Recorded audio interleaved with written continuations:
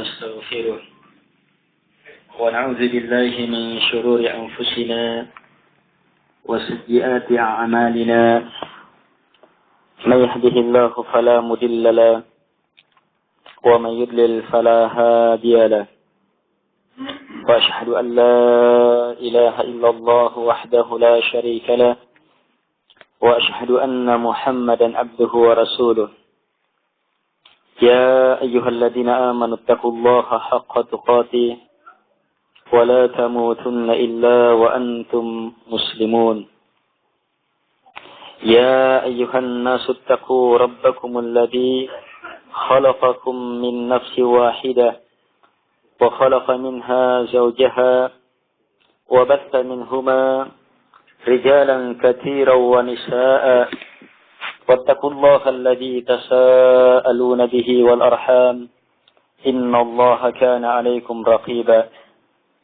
يا أيها الذين آمنوا اتقوا الله وقولوا قولا سديدا يصلح لكم أعمالكم ويغفر لكم ذنوبكم ومن يطع الله ورسوله فقد فاز فوزا عظيما أما بعد فإن أصدق الحديث كتاب الله وخير الهدي هدي محمد صلى الله عليه وعلى آله وسلم وشر الأمور محدثاتها وكل محدثة بدعة وكل بدعة ضلالة وكل ضلالة في النار.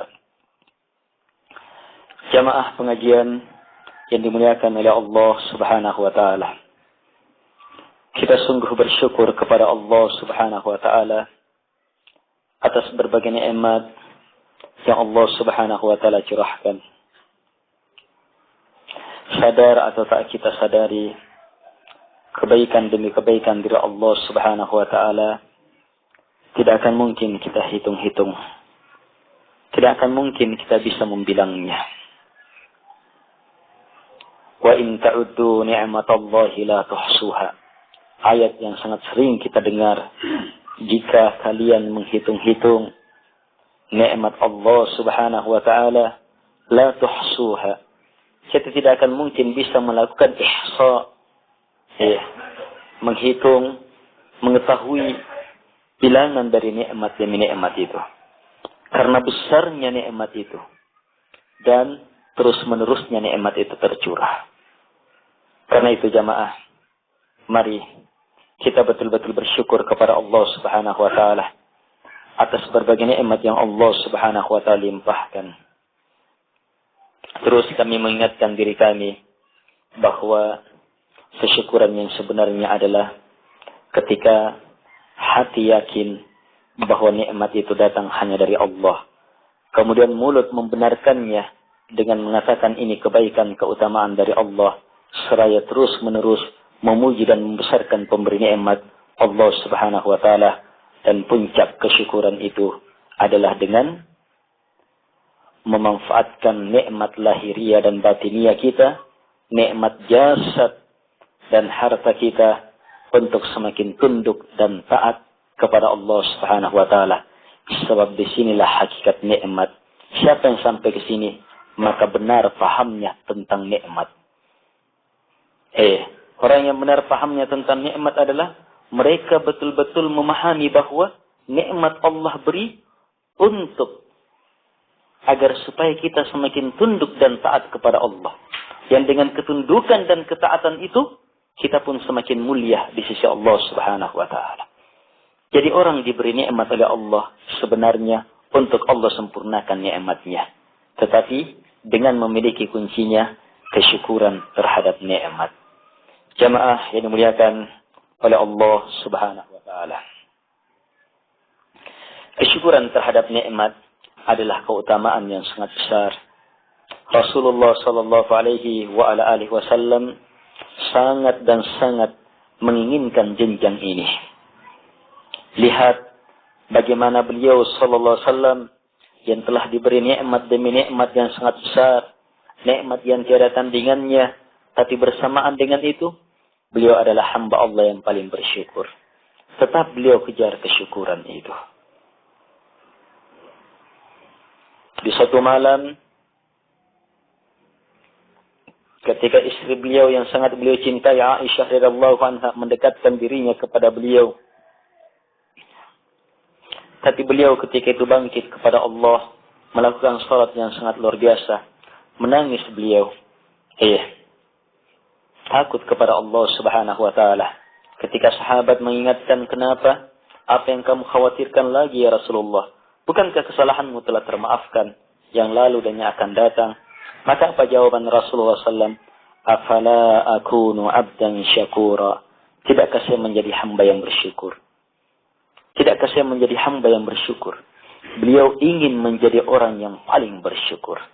Sebab ini adalah rahasia untuk naik ke dalam jenjang-jenjang tertinggi. Tambahan-tambahan hanyalah dengan kesyukuran. La in syakartum la azidannakum. Jika kalian bersyukur, maka pasti saya tambah. Jamaah yang dimuliakan oleh Allah subhanahu wa ta'ala.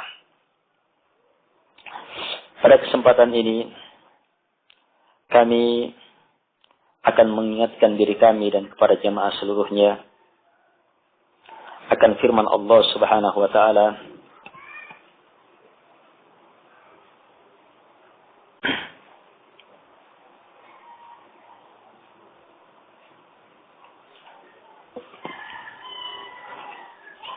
Tentang kondisi orang-orang dalam bersikap terhadap Al-Quran.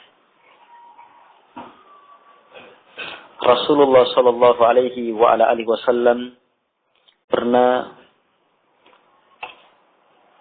berdoa kepada Allah subhanahu wa ta'ala akan sikap masyarakat ketika itu terhadap ayat-ayat Al-Quran yang turun. Doa beliau disebutkan dalam Al-Quran. Allah subhanahu wa ta'ala berfirman menjelaskan doa beliau. Rabbi inna qawmi ittakhadu hadal Qur'ana mahjura. Wahai Rabbku, inna qawmi, sungguh kaumku, ittakhadu, telah mengambil, menjadikan hadal Qur'an, Al-Quran ini mahjura, sebagai sesuatu yang dihijrahi, yang ditinggalkan. Sebagai sesuatu yang ditinggalkan. Doa Rasulullah sallallahu alaihi wa ala alihi wasallam ini karena adanya kenyataan ketika itu. Ada orang yang menghijrahi Al-Quran. Hijrah terhadap Al-Quran adalah meninggalkan Al-Quran. Menghijrahi Al-Quran, meninggalkan Al-Quran mempunyai bentuk yang sangat banyak. Ada orang yang menghijrahi Al-Quran dalam bentuk dia tidak meyakini Al-Quran sebagai kalamullah. Dia mengingkari Al-Quran itu turun dari Allah subhanahu wa ta'ala. Ini menghijrahi Al-Quran. Ada orang yang menghijrahi Al-Quran ketika ditanya, yakin Al-Quran kalamnya Allah? Yakin Al-Quran datang dari Allah subhanahu wa ta'ala? Dia akan jawab iya. Tapi dia menghijrahi Al-Quran dalam bentuk tidak membacanya. Dia tidak baca Al-Quran. Dia tidak pelajari Al-Quran. Ada juga orang yang menghijrahi Al-Quran. Dia baca Al-Quran. Dia berusaha mempelajari bagaimana membaca yang benar ayat-ayat Allah subhanahu wa ta'ala. Bahkan dia berusaha mendapatkan pahala dengan bacaan ayat-ayat Al-Quran itu. Tetapi jamaah, tetap mereka menghijrahi Al-Quran sebab tidak mau mengetahui kandungannya. Dia tidak mau tahu apa artinya. Apa maksudnya ini.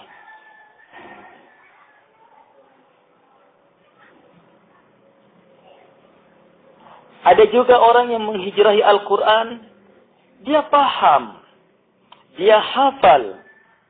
Tetapi jamaah, apa yang dia pahami dari Al-Quran, apa yang dia pahami dalam Al-Quran, dia tolak. Sebab dia pelajari bukan untuk diamalkan.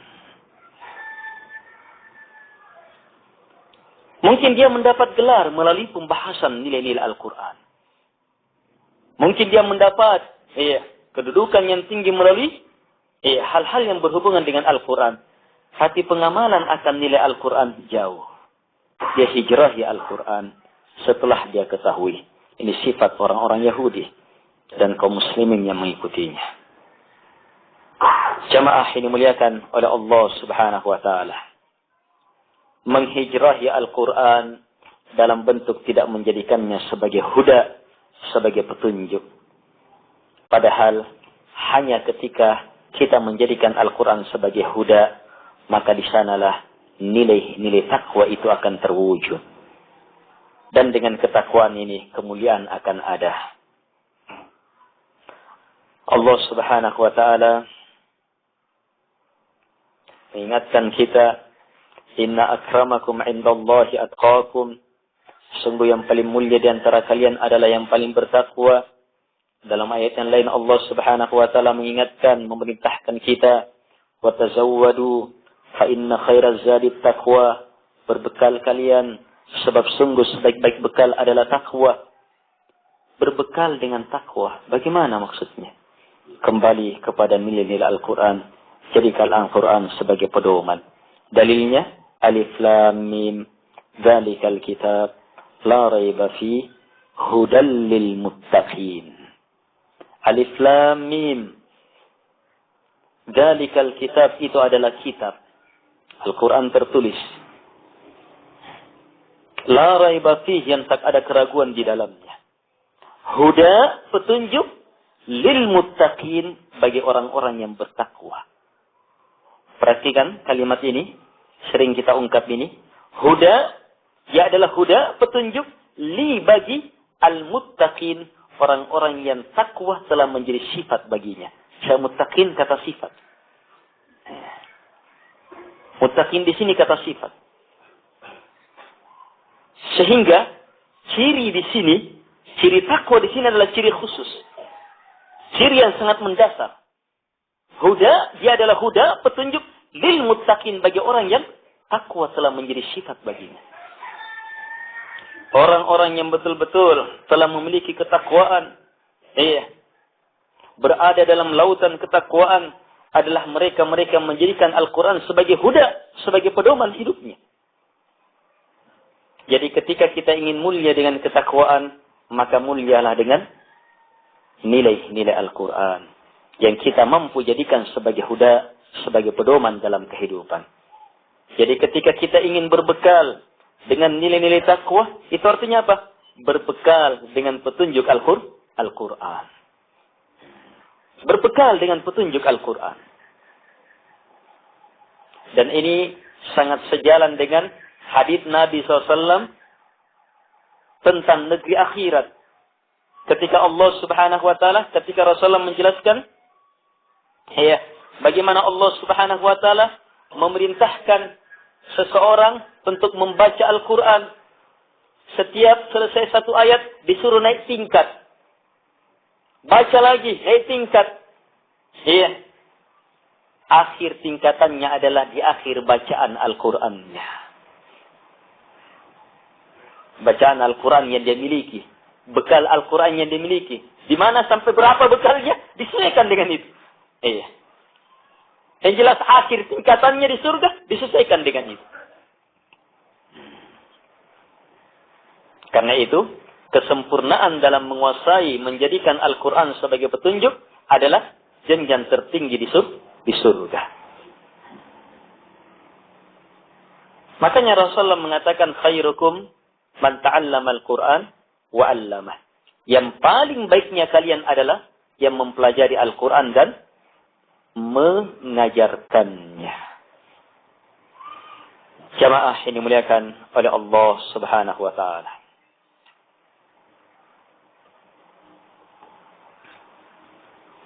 Ketika Al-Quran sebagai kalamullah, sebagai cahaya yang Allah Subhanahu wa taala turunkan, sebagai rabi', pembahasan yang lalu, sebagai rabi', hujan di musim semi, sebagai cahaya yang menerangi. Ketika Al-Quran betul-betul dijadikan petunjuk jamaah, maka akan hiduplah kehidupan jiwa kita. Kita akan hidup, keluarga kita akan hidup, masyarakat kita akan hidup. Akan terang pandangan kita, akan terang keadaan kita. Kita akan merasakan kebahagiaan yang sebenarnya. Tapi ketika seseorang berpetunjuk dengan petunjuk selain Al-Quran, maka jamaah, kesulitan-kesulitan yang akan diperoleh tidak akan menambah kecuali semakin gelap keadaannya. Jamaah ini dimuliakan oleh Allah Subhanahu wa taala.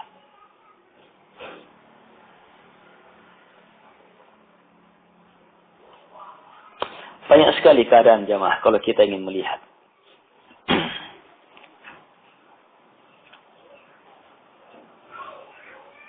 Saya kadang mencontohkan tentang kasus Bank Senturi.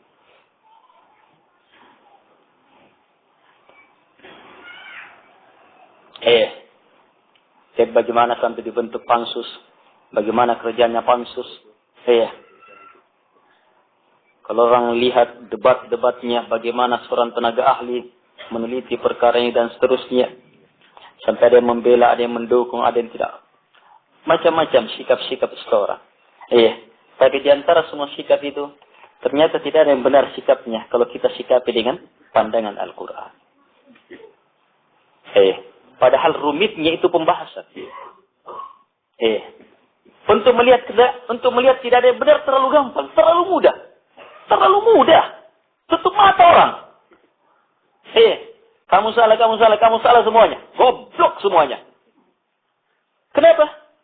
Sebab semua yang berbicara, semua yang mencari jalan keluar adalah pelaku ribawiyah. Ini kan masalah uang, masalah perekonomian. Masalah perekonomian yang menginginkan bank ini ditutup atau tidak ditutup, kebijakannya benar atau tidak, seluruhnya tetap berada di atas prinsip ribawiyah. Sementara riba, mempunyai jenjang, kata Nabi, 70-an lebih jenjang. Itu riba. Serendah-rendahnya seperti menzinahi ibunya.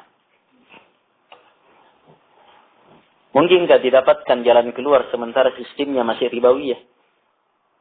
Hanya sekedar memasukkan diri ke dalam jurang, setelah sadar masuk dirinya ke dalam jurang, sadar saya masuk ke dalam jurang, terjun selanjutnya, ketika sadar, terjun selanjutnya ke jurang yang lain. Sebab tidak pernah menyadari adanya jalan keluar yang benar. Padahal jalan keluar ini sangat jelas.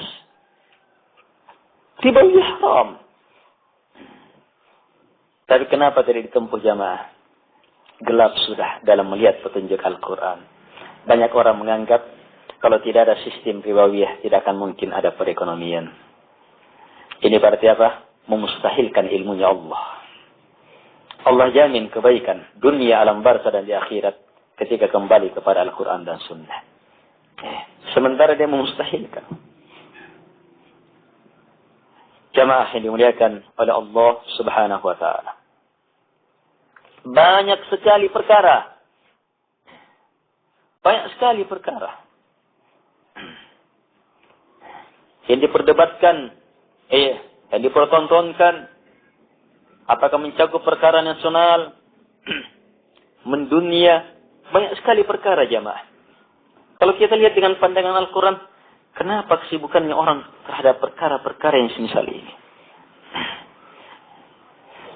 Contoh perkara lain yang sering berulang. Dalam penanganan bencana demi bencana. Musibah demi musibah. Bencana demi bencana. Musibah demi musibah.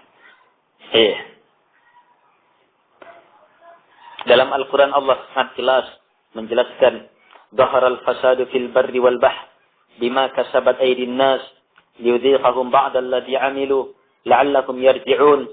Telah nampak kerusakan di daratan dan di lautan dengan sebab perbuatan tangan-tangan manusia. Untuk apa? Liyudhiqahum ba'da alladhi 'amilu, supaya Allah rasakan kepada mereka sebagian perbuatan-perbuatan mereka, la'allakum yarji'un, supaya mereka kembali. Ini ilmu penting ini.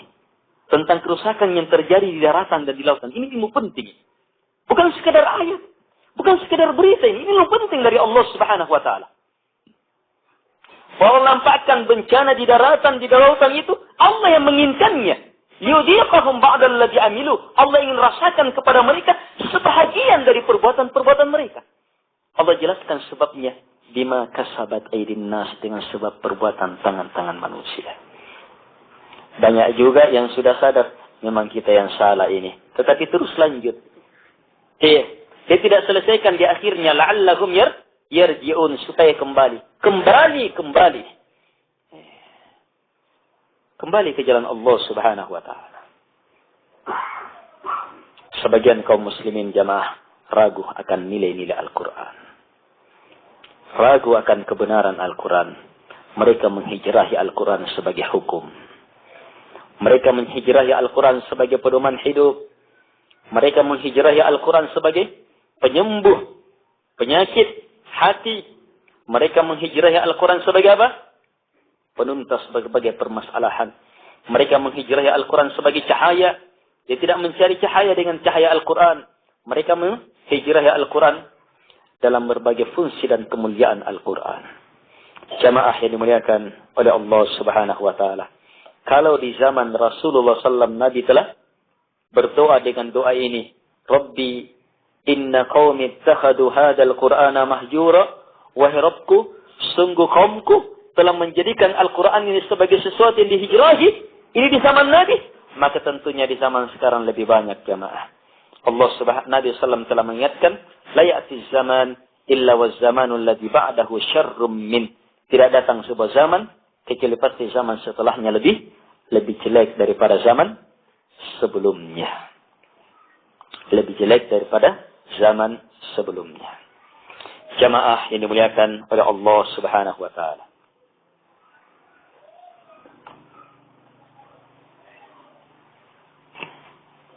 Jadi banyak masyarakat kita terjatuh ke dalam bencana demi bencana sebab menghijrahi Al-Quran. Tidak mau mempelajarinya. Tetapi yang lebih berbahaya adalah yang terjatuh ke dalam bencana setelah dia tahu kandungan Al-Quran, kemudian meninggalkannya. Setelah tahu kandungan Al-Quran, tapi kemudian meninggalkannya. Bisa dipahami? Ini lebih mengerikan. Dia tahu kandungan Al-Quran, tapi kenapa tidak disampaikan? Kenapa tidak disampaikan? Kenapa tidak diungkap? Kenapa dan kenapa? Iya. Disinilah. Iya.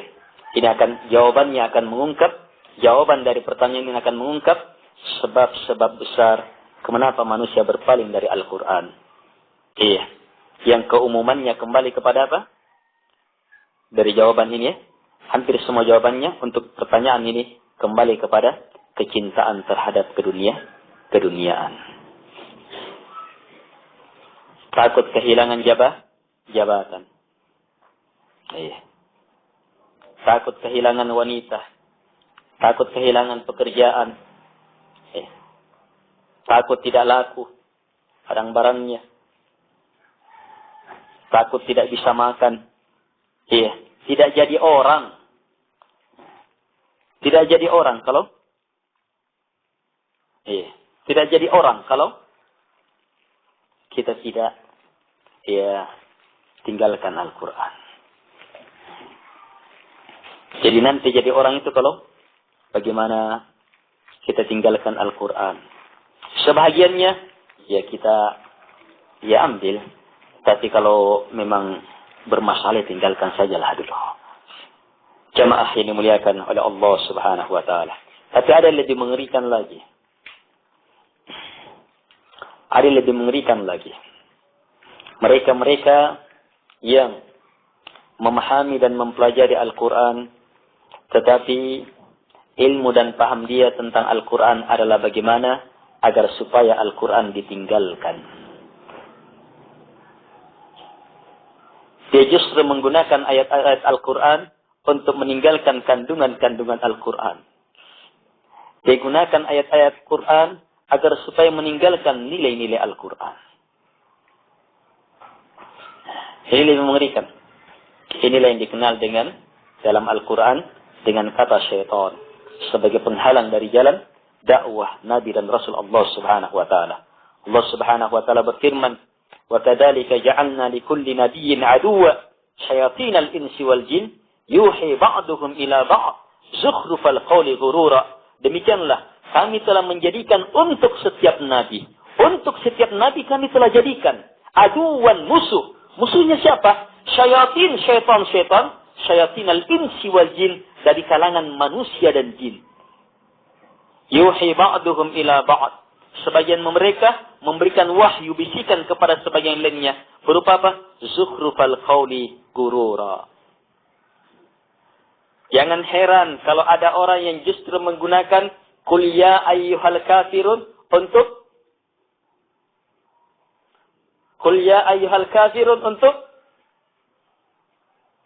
untuk berkasih sayang dengan orang-orang kafir. Untuk membenarkan agama kekafiran. Luar biasa. Padahal ayat ini adalah ayat yang justru kandungannya menolak segala kekafiran dan sekaligus menyuruh orang yang membacanya menyatakan saya bertentangan dengan kalian. Tapi kenapa sampai justru surah ini dipakai untuk benarkan juga, akui juga, tidak apa-apa juga. Coba lihat.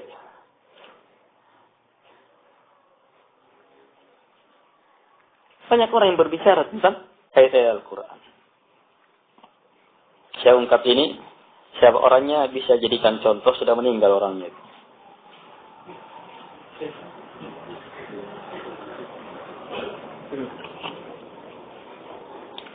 Gus Dur. Saya ini orang dianggap orang pintar. Waktu ujian nasional, banyak anak SMA, anak SMP datang ke kuburannya. Saya dianggap orang pintar. Dapat barakaan dari kuburan. Sudah perbuatan syiriknya.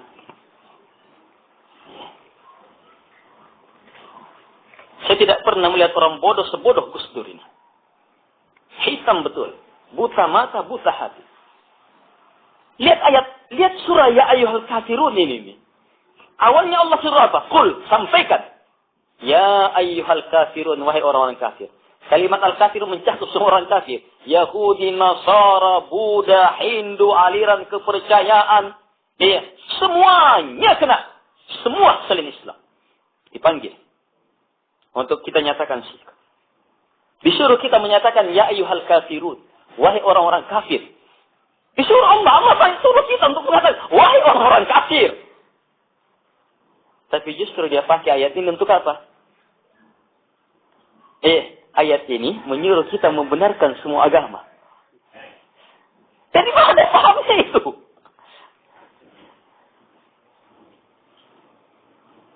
Lihat jamaah, menghijrah Al-Quran dengan cara yang sangat ekstrim. Mengotori Al-Quran dengan cara yang sangat ekstrim, sangat mengerikan ini. Jamaah yang dimuliakan oleh Allah Subhanahu wa taala. Coba perhatikan ayat ini. Allah Subhanahu wa taala berfirman, "Qul," sampaikan. Ya ayyuhal kafirun, wahai orang-orang kafir. La a'budu ma ta'budun. Saya tidak akan a'budu, menyembah. La a'budu, saya tidak akan menyembah. Ma ta'budun, apa yang kalian sembah. Terus, wala antum, dan kalian tidak akan Wala antum abidun, tidak akan menjadi penyembah ma a'bud, apa yang saya sembah. Kemudian disusul lagi, wala ana abidum ma abattum. Saya tidak akan menjadi abid, penyembah apa yang kalian sembah. Wala antum abiduna ma a'bud, dan kalian tidak akan menjadi penyembah apa yang saya sembah. Ini dari awal pertama sampai yang terakhir itu pembedaan semuanya.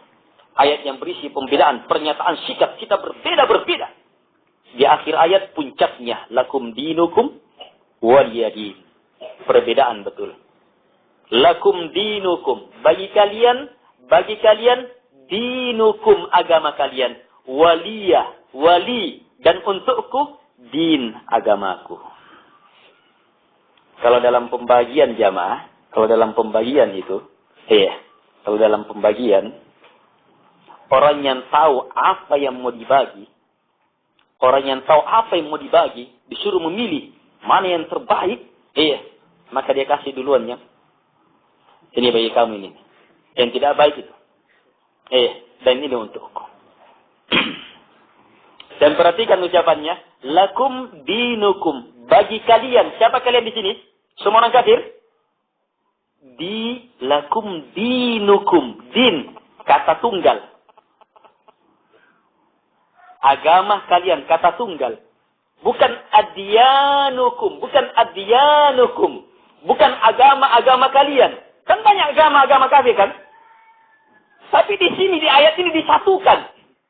Dianggap satu semuanya. Untuk kalian lakum dinukum, agama kalian, kata tunggal. Sebab apa? Agama kekafiran dari awal sampai akhir hakikatnya satu. Waliyadin, dan untukku agamaku. Akhir ayat ini adalah puncak perlepasan. Tapi aneh bin ajaib. Ternyata ayat ini justru digunakan untuk membenarkan kesamaan agama. Untuk mengakui agama yang satu, agama selain Islam, agama yang lain selain Islam. Jamaah yang dimuliakan oleh Allah Subhanahu wa taala. Surah ini Nabi katakan sebagai bara'atum minasyirk. Surah bara'ah, perlepasan dari kesyirikan.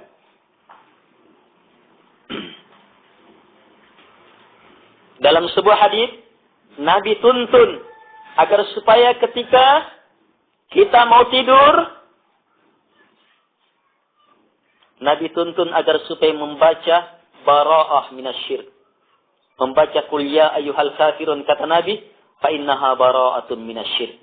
Sebab sungguh dia adalah bara'ah, perlepasan dari kesyirikan.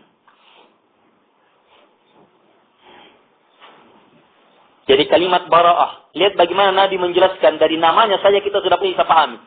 Bara'ah. Bara'ah, ini bermakna berlepas, benci, memusuhi, tidak akan pernah mau bersamanya. Ini bara'ah.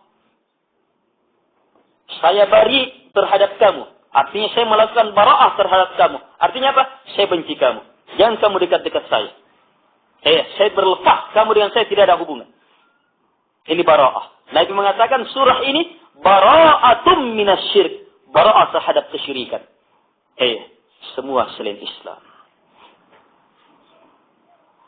Hebatnya jamaah, surah bara'ah terhadap syirik ini Nabi syariatkan dibaca sebelum tidur.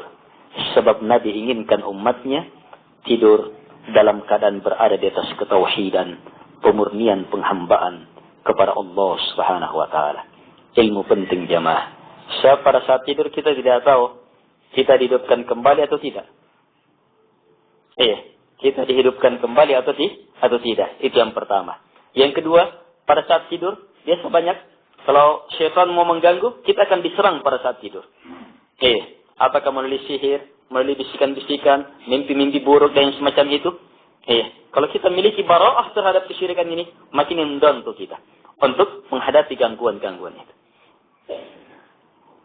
Jamaah yang dimuliakan oleh Allah Subhanahu wa taala. Saya ingin agar supaya kita cermati lebih jauh surah ini. Surah ini juga dikenal dengan suratul Ikhlas yang kedua. Kita kenal suratul Ikhlas, qul ya ayyuhal qul huwallahu ahad. Ini juga suratul Ikhlas. Makanya dua surah ini sering Nabi gandengkan dalam banyak salatnya. Dalam perjalanan Nabi gandengkan qul ya ayyuhal kafirun, qul huwallahu ahad. 2 rakaat sebelum subuh Nabi baca juga dua ini.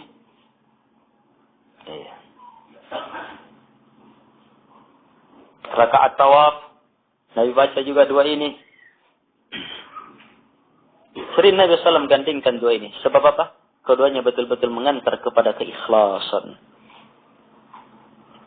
Kalau qul huwallahu ahad, di situ keikhlasan dalam bentuk ilmu, pemurnian ilmu terhadap siapa yang kita sembah. Kalau qul ya ayyuhal kafirun, prakteknya, wujudnya, dalam bentuk pelaksanaan ibadahnya, murni hanya kepada Allah Subhanahu wa Ta'ala.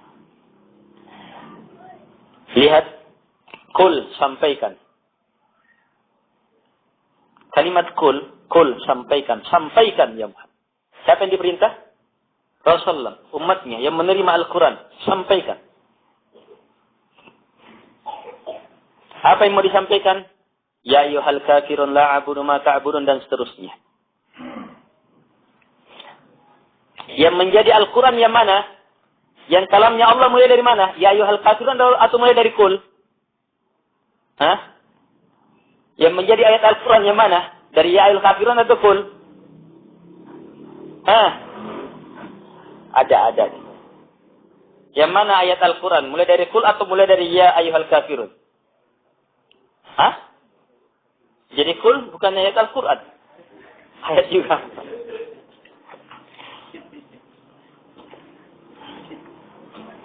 Di sini ada ilmu ya. Ini menjadi bukti bahwa Al-Quran itu bukan dari Rasulullah SAW. Tapi datang dari Allah Subhanahu wa Ta'ala. Buktinya apa? Allah bilang qul. Nabi juga bilang qul. Allah bilang sampaikan. Nabi juga bilang sampaikan. Kalau seandainya ayat Al-Quran itu datang dari Nabi, lafadznya dari Nabi, maka apa? Ketika Allah bilang sampaikan, ya ayyuhal kafir, maka yang menjadi kewajiban Nabi tinggal mengatakan, ya ayyuhal kafirun. Tidak perlu Nabi berkatakan lagi qul. Tapi karena Allah bilang qul, Nabi juga bilang qul, itu Nabi sampaikan kepada umat. Jelas? Ini pembahasan semua qul yang ada dalam Al-Quran. Menjadi bukti bahwa dia datang dari Allah Subhanahu wa Ta'ala. Dan Nabi kita Muhammad SAW hajalah penyampai. Ilmu kedua tentang qul. Ini perintah untuk menyampaikan. Kalau diperintahkan menyampaikan, apakah tersembunyi atau terang? Qul, sampaikan. Berarti apa? Tersembunyi atau terang-terangan? Terang-terangan. Berarti apa? Ilmu ini, ilmu yang haram disembunyikan. Ilmu yang harus disampaikan. Setiap orang muslim yang ingin berlepas dari kesyirikan, berlepas dari kekafiran, harus mampu menyatakan ini. Nampak dalam kehidupannya. Pernyataan berlepas. Qul ya ayyuhal kafirun. Lihat lebih jelas lagi. Disuruh sampaikan ya ayyuhal kafirun langsung kepada orang-orang kafir. Bukan kepada, katakan, wahai sesama muslim, kita ini harus berlepas terhadap orang-orang kafir. Kan bukan begitu lafaznya. Tetapi sampaikan, wahai orang-orang kafir. Ini menunjukkan kita diperintahkan untuk betul-betul menyatakan perbedaan dengan orang-orang kafir. Tidak akan pernah nampak. Dan inilah yang ada dalam kehidupan Rasulullah SAW, kehidupan para sahabat, kehidupan murid-murid mereka, kehidupan kaum muslimin yang berada pada zaman yang terbaik. Nabi SAW bersabda, man tashabbaha biqaumin fahuwa minhum. Siapa yang menyerupai sebuah kaum, maka dia sama dengan mereka. Sampai hebatnya penyerupaan Nabi, sampai dalam cara bersisir, Nabi selisihi orang Yahudi, Nasara, ahli kitab dengan orang-orang musyrik. Kalau orang musyrikin ketika itu bersisirnya, orang-orang Yahudi ahli kitab bersisir dengan cara diturunkan sadel. Siapa yang kayak sisirnya begitu? Nah. Orang-orang musyrik belah. Nah dulu ya, yang khususnya kalau sendiri ya. Terus bagaimana Nabi menyelisihi? Ya. So kalau menyisir kan modelnya turun atau belah. Maka Nabi selisih dengan cara apa? Nabi turunkan dulu baru kemudian Nabi belah. Nabi turunkan kemudian Nabi belah. Karena itu ketika terbuka imamah Nabi SAW, terlihat belah tengah atau belahan dalam rambut beliau SAW. Sampai dalam cara bersisir.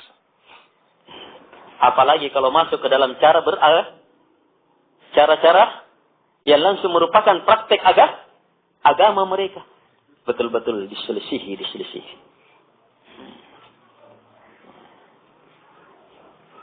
Jadi ilmu penting. Yang pertama, dari qul ya ayyuhal kafirun, yang banyak orang-orang yang dianggap sebagai cendekiawan ternyata tidak tahu. Qul ya ayyuhal kafirun. Mau menyatakan langsung kepada mereka. Berlepas. Dan perhatikan, ya ayyuhal kafirun, wahai orang-orang kafir. Wahai orang-orang kafir. Al-kafirun, kata sifat yang pakai al. Mencakup semua orang-orang kafir. Pasti pernyataan ini, pernyataan yang diperintahkan untuk disampaikan kepada semua orang kafir. Kita harus berlepas. Kita harus berbeda. Ya ayyuhal kafirun. Bukan hanya Yahudi, bukan hanya Nasara. Hindu, Buddha, agama atau lotang. Harus nyatakan perbedaan. Qul ya ayyuhal kafirun. Titik perbedaannya pada ibadah. Makanya ini diungkap dalam kalimat perbedaan itu. Lihat. La a'budu ma ta'budun wa la antum abiduna ma a'bud. Anggap ini satu hal. Disusul dengan wala ana abidum ma abattum wa la antum abiduna ma a'bud. Disusul ini dua hal. Lakum dinukum waliyadin di puncaknya. Perhatikan. Hal yang pertama, la a'budu ma ta'budun wa la antum abiduna ma a'bud. Ini ada dua ya. Dua ayat ini kan? Dua ayat? Ya. La a'budu ma ta'budun. Saya la a'budu. Saya tidak akan a'budu, menyembah, beribadah. Ma ta'budun, apapun yang kalian sembah. Ini pernyataan saya. Terus dalam pernyataan ini kita ungkap mereka. Wala antum, dan kalian abiduna, tidak akan menjadi penyembah. Ma'abud, apa yang saya sembah. Jadi pernyataan yang pertama ini ada dua ya. Saya seperti ini, kalian begini. Jelas? Ya, dipahami dulu ini. Saya begini, kalian begini. Kita nyatakan. Jadi lihat, jadi kepada siapa ini? Kepada orang-orang kafir. Ini jelas sekali menunjukkan bahwa orang yang beriman itu adalah orang yang memahami keadaan diri mereka dan keadaan musuh-musuh mereka. Keimanan itu ini sikap saya. Kekafiran itu begini, kalian itu begini, pasti begini.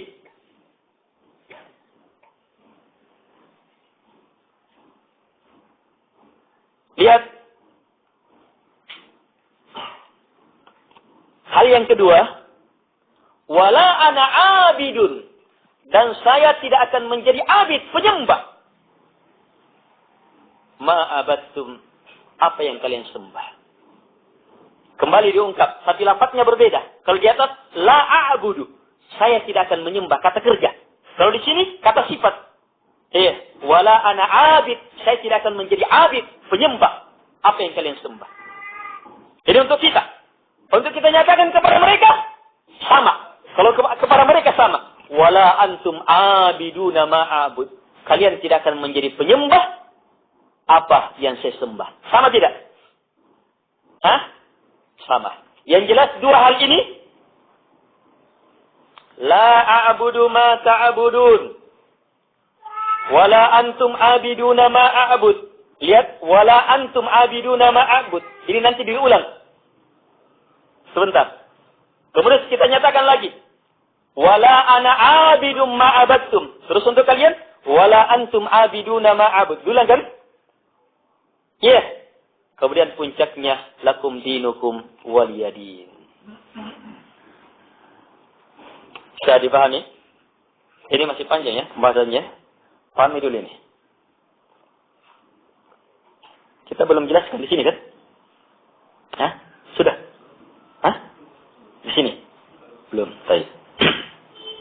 Di tempat lain juga yang saya pernah jelaskan masih ingat? Lupa. Baik, perhatikan. Ya kalau ada mushaf tidak apa dibuka. Yang punya mushaf.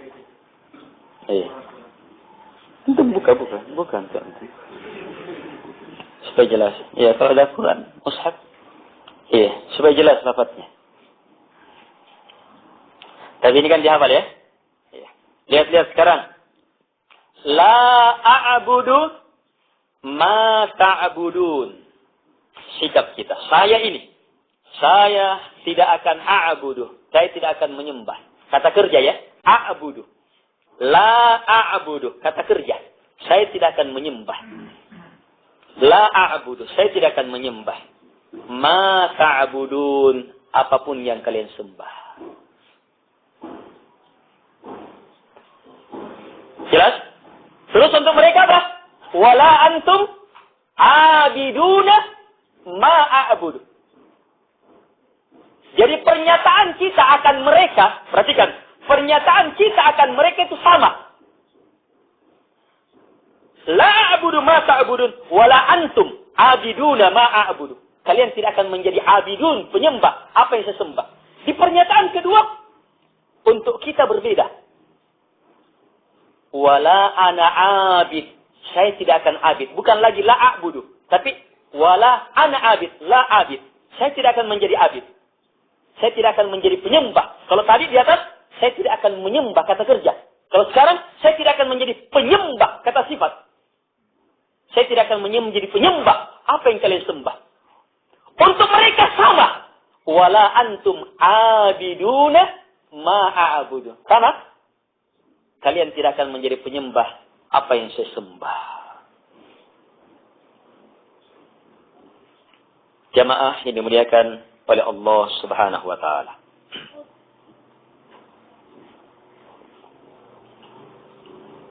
Di sini muncul pembahasan. Kenapa di awal kita katakan la a'budu? Saya tidak akan menyembah dalam bentuk kata kerja. Ma ta'budun, apa yang kalian sembah. Kemudian di pernyataan kedua kita bilang wala ana abidum ma abattum. Saya tidak akan menjadi abid penyembah apa yang kalian sembah. Ada perbedaan? Perbedaannya pada kata kerja, ini yang pokok ya. Pada kata kerja dan kata sifat. Di pernyataan pertama, ketika kita ingin menyatakan berlepas, dalam bentuk kata kerja, la a'budu, saya tidak akan menyembah apa yang kalian sembah dalam bentuk kerja, dalam bentuk perbuatan. Ibadah yang kita lakukan dalam bentuk kerja, apa yang kita lakukan dalam ibadah betul-betul tidak akan pernah mengarah kepada apa yang mereka sembah. Ini pernyataan la ilaha illallah. Tidak ada yang berhak disembah kecuali hanyalah Allah Subhanahu wa taala. Langsung prakteknya adalah la a'budu. Saya tidak akan menyembah. Dalam perbuatan saya beribadah, saya tidak akan menyembah. Ma ta'budun, apapun yang kalian sembah, Kalimat ma menunjukkan keumuman. Siapapun, apapun yang disembah oleh orang kafir, kita tidak akan.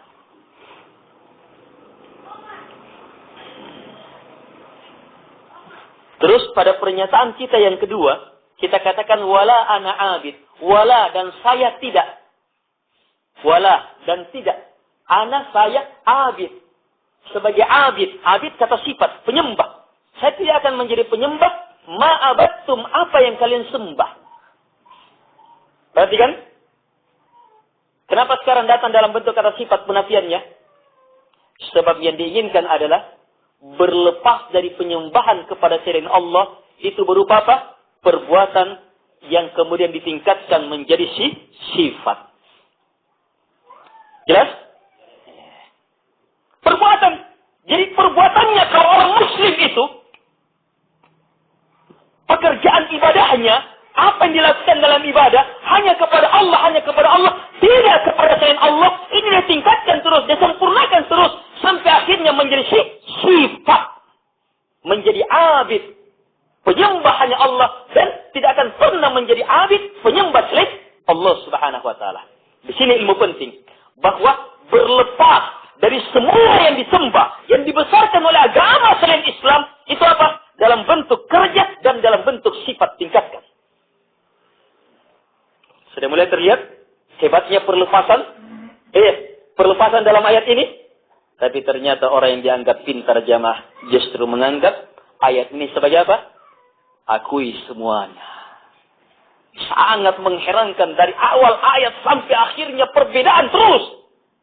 Tapi justru dia pahami kesamaan. Kekacauan betul dalam berpikir. Gelap betul. Di sini sekali lagi ya mas, ilmu penting. Bahwa berlepas dari apa yang dibesarkan, yang disembah selain Allah subhanahu wa ta'ala, itu kita buktikan awalnya dalam bentuk tindakan kita. Sehingga semua ibadah kita hanya kepada Allah. Tidak boleh kepada selain Allah. Sampai akhirnya harus menjadi sifat kita. Itu sifatnya orang yang beriman. Betul-betul berlepas dari kesyirikan.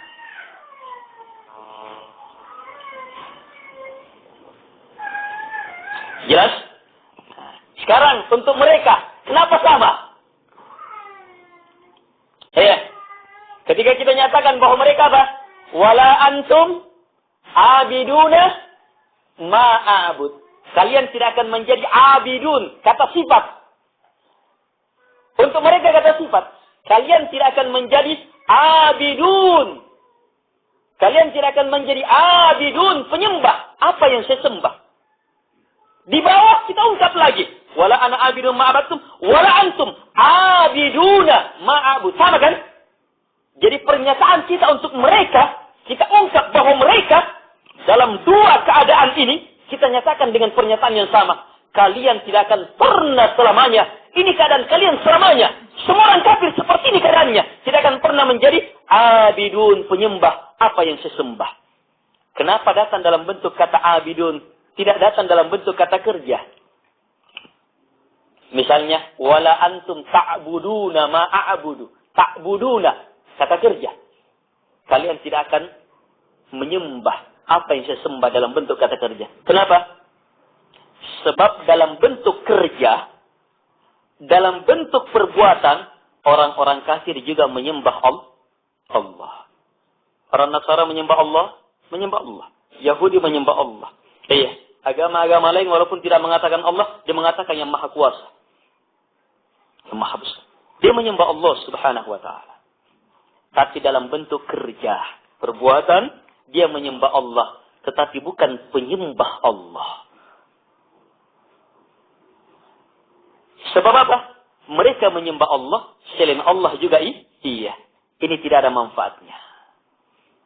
Yang diinginkan adalah menjadi penyembah. Kenapa Allah tidak nafikan? Kenapa Allah tidak katakan di sini wala antum ta'budun? Sebab akan muncul pengingkaran. Kami juga menyembahmu ya Allah. Tetapi Allah nafikan wala antum abidun. Kalian tidak menjadi penyembah. Sebab nanti orang jadi penyembah kalau ibadahnya murni hanya kepada Allah Subhanahu wa taala. Ini yang tidak dimiliki oleh orang kafir dari awal sampai yang terakhir. Ini tidak dimiliki. Wala antum abiduna ma a'bud. Kalian tidak akan pernah menjadi penyembah apa yang saya sembah.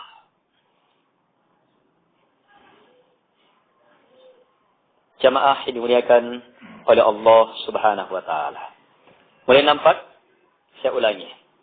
Perintah Allah, qul ya ayyuhal kafirun la a'budu ma ta'budun wala antum abiduna ma a'bud wala ana 'abid, kata sifat, wala ana 'abidum ma 'abadtum wala antum abiduna ma a'bud lakum dinukum waliyadin.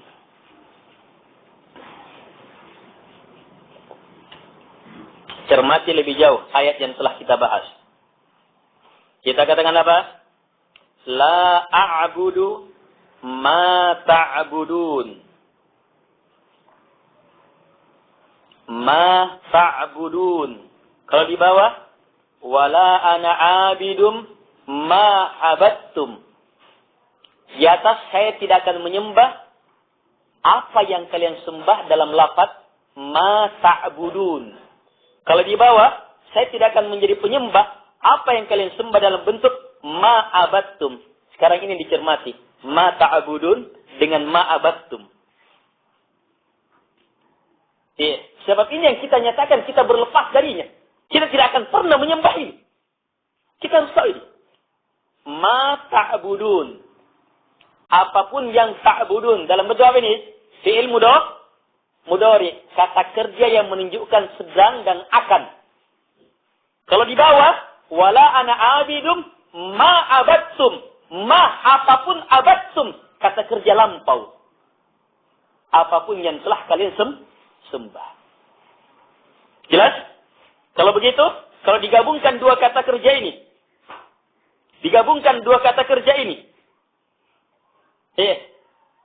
Maka apa? Penolakan terhadap yang disembah itu mencakup semua waktu. Siapapun yang disembah sekarang akan datang yang telah ditolak sebagai sembahan. Kita tidak pernah terlibat.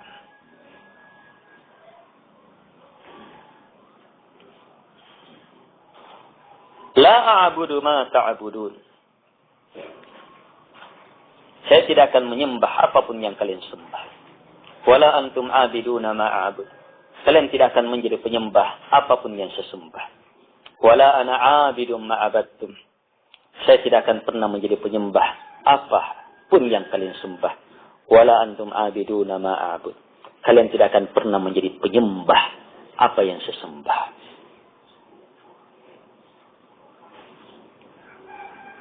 Jamaah yang dimuliakan oleh Allah Subhanahu wa taala. Sekarang perhatikan. Dari awal kalimatnya qul, sampaikan ya ayyuhal kafirun. Kemudian pernyataannya pernyataan berlepas, la a'bud, saya tidak akan. Kalian juga tidak akan pernah. Saya tidak akan menjadi penyembah. Kalian juga tidak akan menjadi penyembah. Kalimat berlepas kan? Iya. Kalimat penolakan semua kan? Dia tidak. Kalimat penolakan jelas sekali. Disusul dengan puncaknya, lakum dinukum waliyadin. Bagiku agama, bagi kalian dinukum agama kalian, waliyadin dan bagiku agamaku. Jamaah yang dimuliakan oleh Allah Subhanahu wa taala. Perhatikan. Dari dua pernyataan di atas, kita betul-betul memahami bahwa orang kafir juga menyembah Allah. Kita ungkap, tetapi mereka tidak akan pernah menjadi penyembah, sebab mereka menyekutukan Allah Subhanahu wa taala dengan yang lainnya. Ini ilmu penting. Kadang ada orang ketika membaca keterangan dari orang kafir atau mendengarkan ceramah seorang kafir misalnya, kalau orang tidak tahu perbedaan ini, maka dia, wih, luar biasa ya. Misalnya dia membahas tentang bagaimana membesarkan Allah. Ayo. Membesarkan Allah.